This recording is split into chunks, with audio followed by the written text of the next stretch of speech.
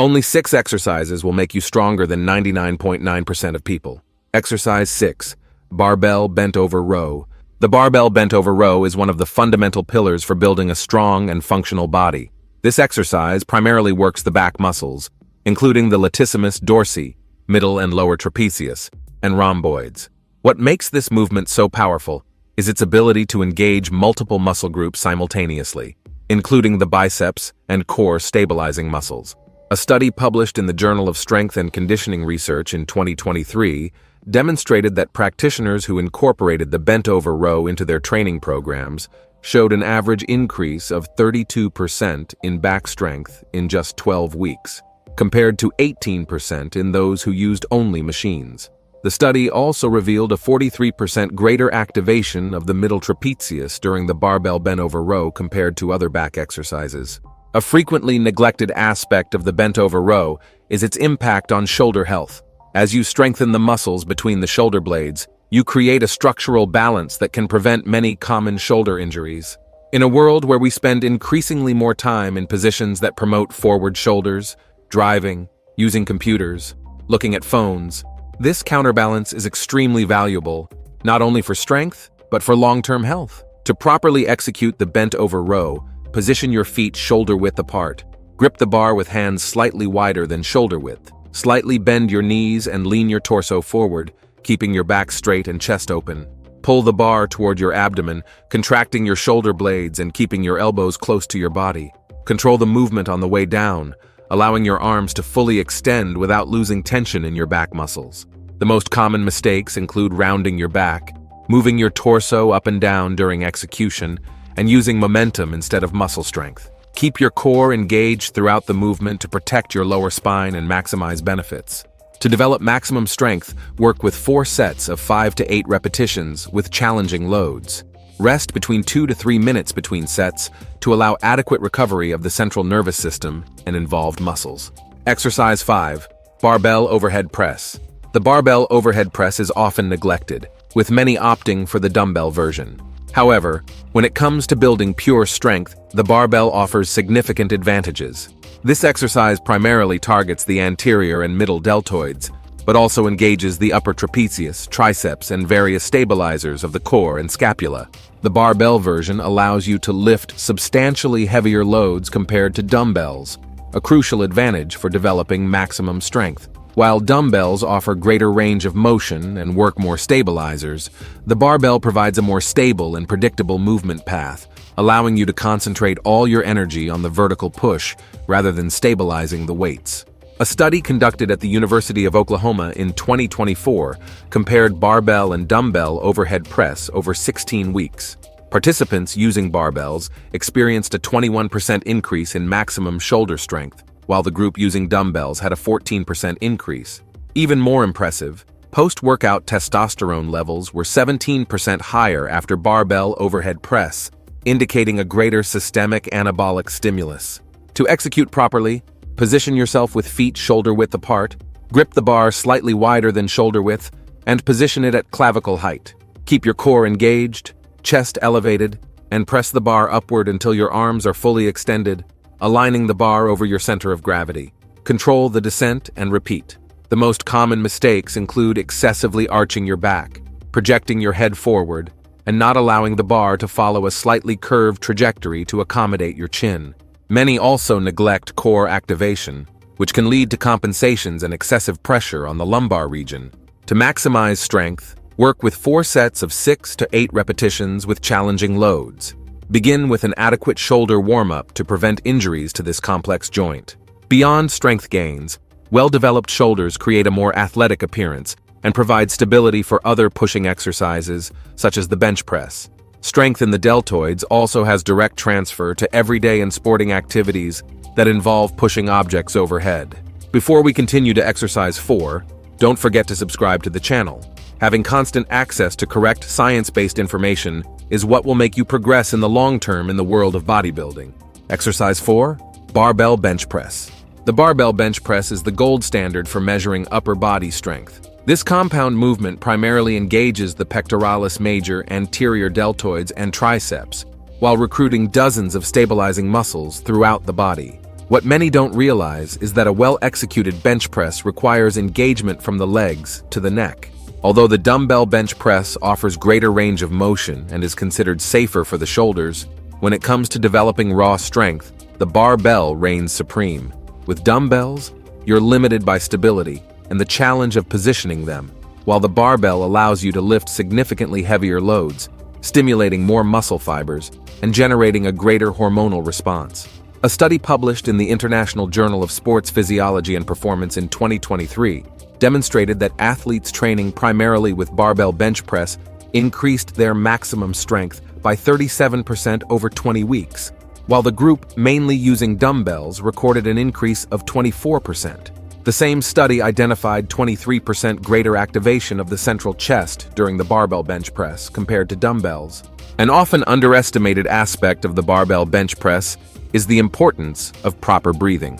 The breathing technique known as bracing involves taking a deep breath during the preparation phase, holding the air in the abdominal cavity rather than in the chest, and using intra-abdominal pressure to stabilize the spine. This stabilization can add up to 15% to your lifting capacity, while also protecting your lumbar spine. Only after completing the concentric phase should you exhale in a controlled manner. To execute properly, lie on the bench with feet firmly planted on the floor, creating a stable base. Position the bar directly above your eyes when it's in the rack. The grip should be slightly wider than shoulder width. Retract your shoulder blades to create a stable platform in your shoulders and a slight natural arch in the lumbar region. Lower the bar in a controlled movement until it lightly touches your chest at nipple level, then push back to the starting position without excessively arching your body or lifting your buttocks off the bench.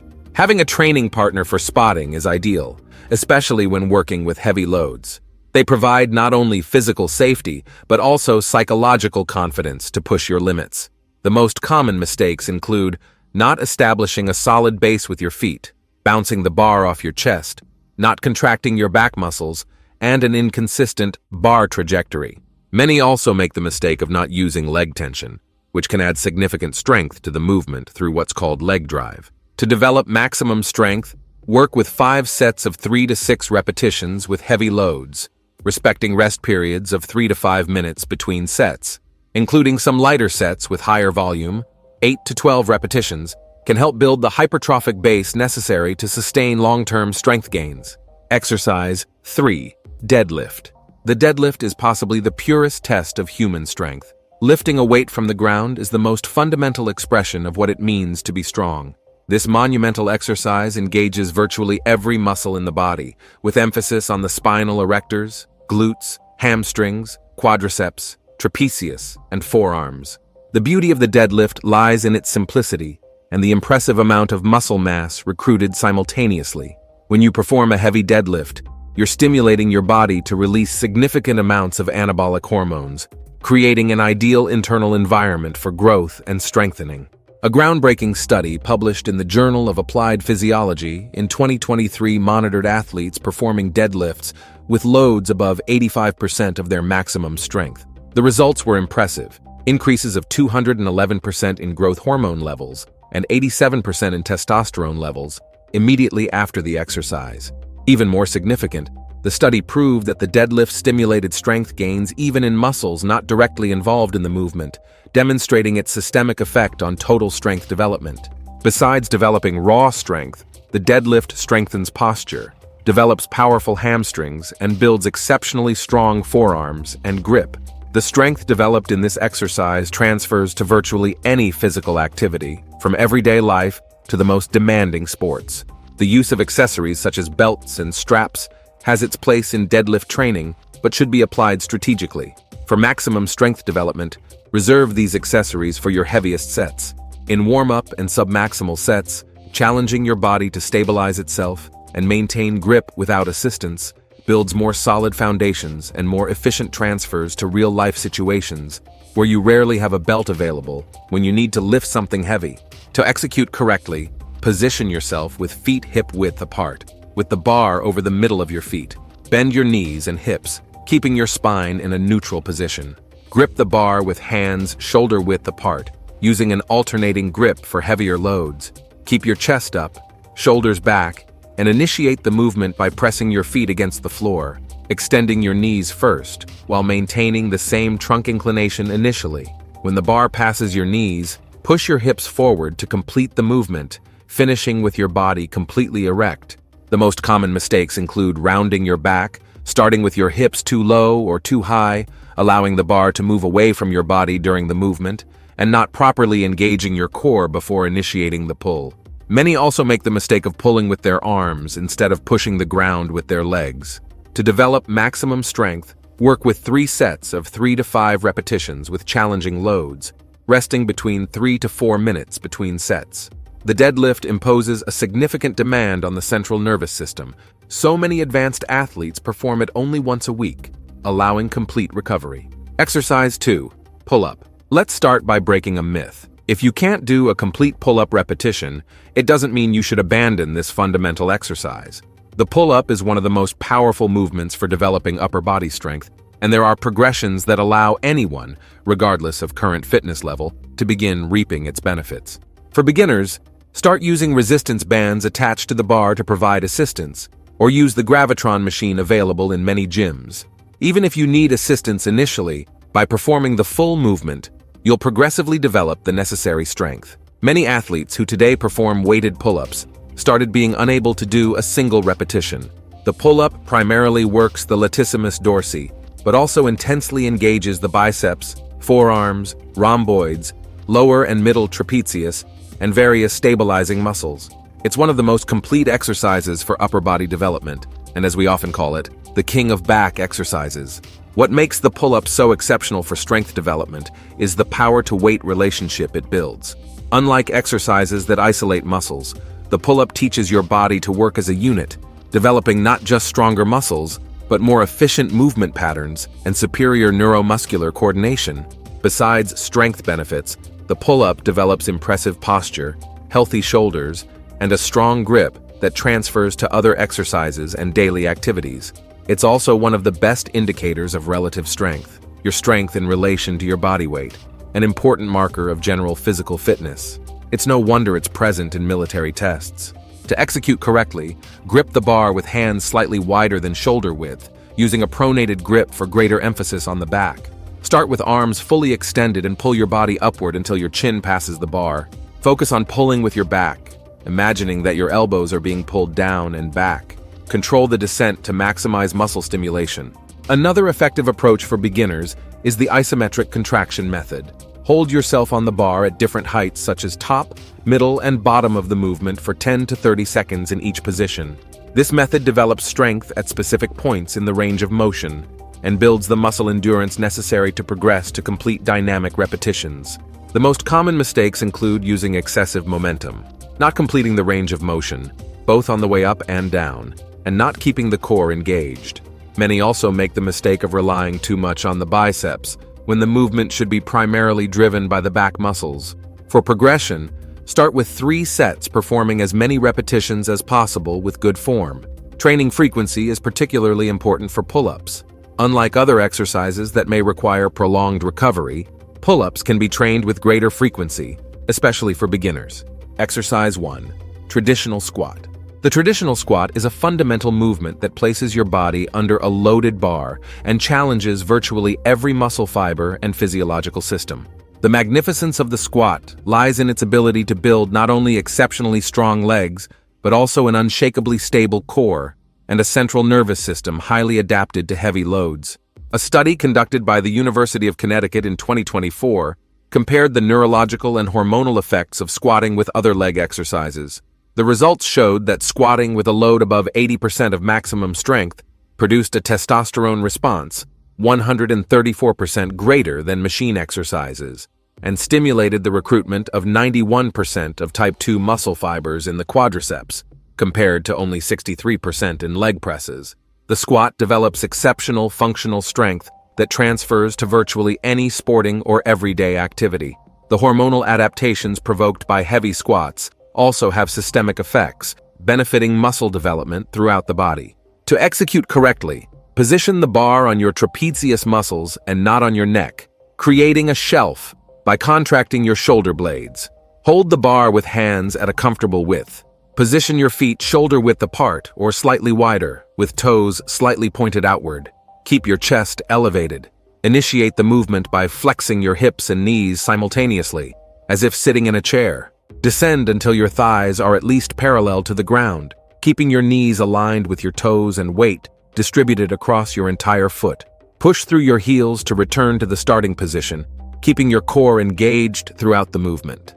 A frequently neglected aspect of squatting is the importance of proper mobility, particularly in the ankles, hips, and thoracic spine. Limitations in ankle mobility often result in heel elevation and weight transfer to the front of the feet, compromising squat mechanics and increasing stress on the knees. Similarly, restrictions in hip mobility can force compensations that overload the lumbar region. Dedicate 10 to 15 minutes before your squat sessions to specific mobility exercises for these joints, and you'll see the difference.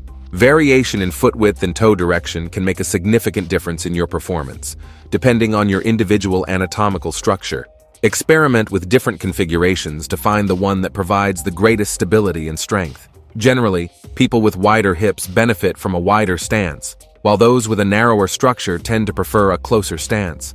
The most common mistakes include not descending enough, allowing the knees to collapse inward, lifting the heels off the ground, and losing the neutral position of the spine. Many also fail to create and maintain adequate tension in the core throughout the movement, which is crucial for protecting the spine and maximizing force transfer. To develop maximum strength, work with 4 sets of 3 to 6 repetitions with challenging loads, respecting rest periods of 3 to 5 minutes between sets. Don't be afraid to rest as much as you need for this exercise. And if in addition to gaining brute strength with these exercises, you also want to learn isometric positions that can deeply target your muscles, we have a video appearing right now on the screen, showing and explaining how to do each of them. Don't miss it. Thank you for watching this far, and may God bless you, my friend.